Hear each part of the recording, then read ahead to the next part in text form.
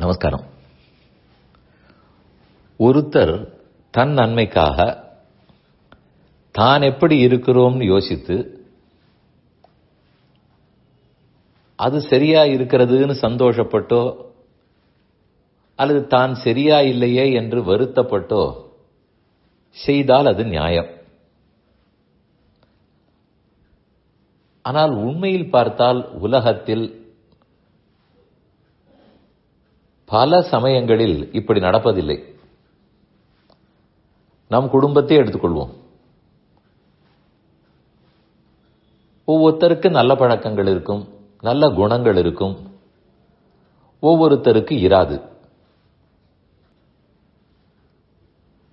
யாரிடத்தில் ஒரு நல்ல ஹேபிட் இல்லை, நல்ல குணம் இல்லையோ, தன்னிடத்தில் இப்படி ஒரு நல்ல பழக்க வழக்கங்கள் இல்லையே, தீய பழக்கத்துக்கு ஆளாகி இருக்கிறோமே என்று அவர் தன்னை பற்றி வருந்துகிறாரா, கவலைப்படுகிறாரா, இதை மாற்றிக்கொள்ள வேணும்னு சிந்திக்கிறாரா, அல்லது குடும்பத்தில் இருக்கும் மற்றவர்கள் அதை பற்றி சிந்திக்கிறார்களா? அநேகமா மற்றவர்களாகத்தான் இருக்கும். கண்டபடிக்கு வாயால் எடுத்தெறிந்து பேசுபவர். ஒரு உதாரணத்துக்கு எடுத்துக்கொள்வோம்.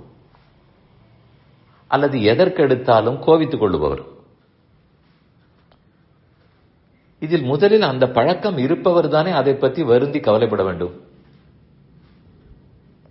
அதே போல குடிப்பழக்கம் இருப்பவர், அதிகமாக புகைப்பிடிக்கும் பழக்கம் இருப்பவர்,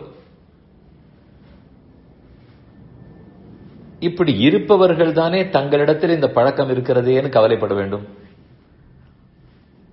தேக ஆரோக்கியம் பாதிக்கப்படுமே என்று அவர்கள் தானே துன்பம் கொள்ள வேண்டும்.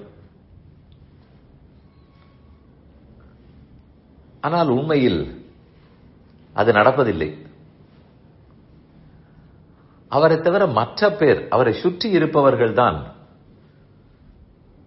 இப்படி தெரியாமல் தவறு செய்கிறாரே, அவருக்காக கோவிலுக்கு போவது, பிரதட்சணம் பண்ணுவது, அர்ச்சனை பண்ணுவது, பரிகாரம் தேடுவது, இது எல்லாமே மற்ற பேர் செய்வார்கள்.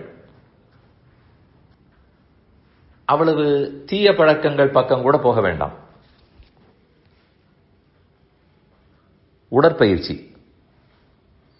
உணவு கட்டுப்பாடு, நேரத்துக்கு தூக்கம், நேரத்துக்கு சாப்பாடு, இந்த விஷயத்தில் கூட சிலராலே சரிவர இருக்க இயலாது. அடுத்தவர்கள் தான் எடுத்தெடுத்து சொல்லி பார்ப்பார்கள். அவருக்கு புரிந்து பண்ணாமல் இருக்கிறாரா, புரியவே இல்லையா, அது கூட கண்டுபிடிக்க முடியாது. எதற்கெடுத்தாலும் பொய் சொல்லாதே, அது நல்லதல்ல, உன்னை திருத்திக் கொள்னு அம்மா சொல்லுவாள். இது சிறு வயதிலேருந்து பெரிய வயதினர் வரை தன்னுடைய பழக்க வழக்கங்களை நினைத்து தான் கவலைப்பட்டு திருத்திக் கொள்வது, இது முதலில் வர வேண்டும். சந்தேகங்கள் வரும்போது கூட இப்படி கேட்பார்கள். என் குடும்பத்தில் இன்னாருக்காக நான் பரிகாரம் செய்யலாமா, நான் இந்த ஸ்தோத்திரம் சொல்லவா, ஸ்லோகங்களை சொல்லட்டுமா, சாஸ்திரநாமம் சொல்லட்டுமா, அவருக்காக நான் சொல்லட்டுமான்னு கேட்பார்கள். அப்படி என்றால் ஒன்று அவருக்கு அதில் நம்பிக்கை இல்லைன்னு அர்த்தம், அல்லது நம்பிக்கை இருந்தாலும் தன்னை பற்றின கவலை இல்லை, அதனால் தானே பண்ண மறுக்கிறார். திருத்திக் கொள்வதும் சரி, பரிகாரமும் சரி, ஏன் மறுக்கிறார்?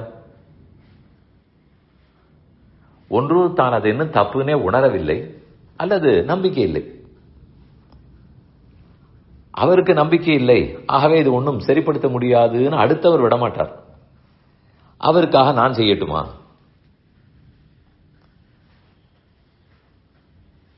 அதனால் லாபம் ஓரளவு இருக்கும். இருந்தாலும் ஒரு மனிதன் முதலில் தனக்காக தான் செய்வதை நினைத்துத்தானே திருத்திக் கொள்ள வேண்டும். நம்மை தவிர மற்ற பேர் வருந்தி என்ன லாபம்? அந்த வருத்தம் கொடுக்கலாமா? இதைத்தான் ஆத்ம பரிசோதனை, சுய பரிசோதனைன்னு சொல்லிக் கொடுக்கிறோம். ஒரு கம்பெனி நடக்கிறது, அதுக்கு இன்டர்னல் ஆடிட்டர்னு வைத்திருப்பார்கள். அவர் தங்கள் கம்பெனியுடைய கணக்கு வழக்குகளை தானே ஆடிட் பண்ணுவார். வெளியிலிருந்து வந்த ஆடிட்டர் இல்லை. அவர் ஆடிட் பண்ணி, அது கம்பெனியின் டிபார்ட்மெண்டாக கூட இருக்கும், அவர் ரிப்போர்ட் கொடுப்பார். மற்றபடி மேனேஜர்கள்லாம் அந்த ரிப்போர்ட் பேரில் ஏன் இது நடந்ததுன்னு பதில் சொல்லியாக வேண்டும். இது இன்டர்னல் தணிக்கை. அதுபோல் மனிதனுக்கும் தன்னுடைய பழக்க வழக்கங்கள், தன் குணங்கள், இவற்றில் ஒரு இன்டர்னல் ஆடிட் இருக்க வேண்டும். பிரத்தியார் சொன்னால் தானே சுருக்கென்று குத்துகிறது. நாமே இன்டர்னல் ஆடிட் பண்ணிவிட்டால் குத்தாதே. குத்தாமலே முள்ளை எடுத்து விடலாம். ஆனால் அதற்கு நல்ல புரிதல், திறந்த மனது,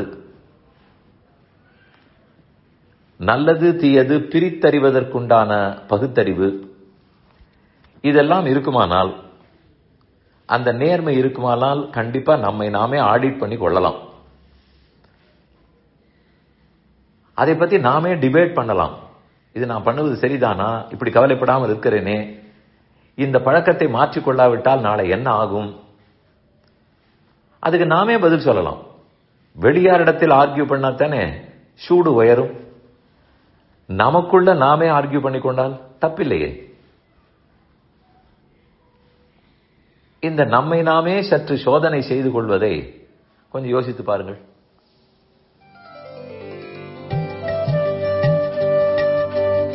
இந்த என் பணி ஆடியோவை உங்களுக்காக வழங்கியவர் வேலுக்குடி ஸ்ரீ கிருஷ்ணன் சுவாமி. இந்த ஆடியோவை தினமும் உங்கள் மொபைலில் பெற கிஞ்சித் என் பணி KINCHITENPANI என்ற ஆப்பை கூகுள் பிளே ஸ்டோரிலோ அல்லது ஆப்பிள் ஐ ஸ்டோரிலோ டவுன்லோட் செய்து கொள்ளவும். தினம்தோறும் இது போன்ற உபன்யாசங்களை கேட்டு மகிழவும்.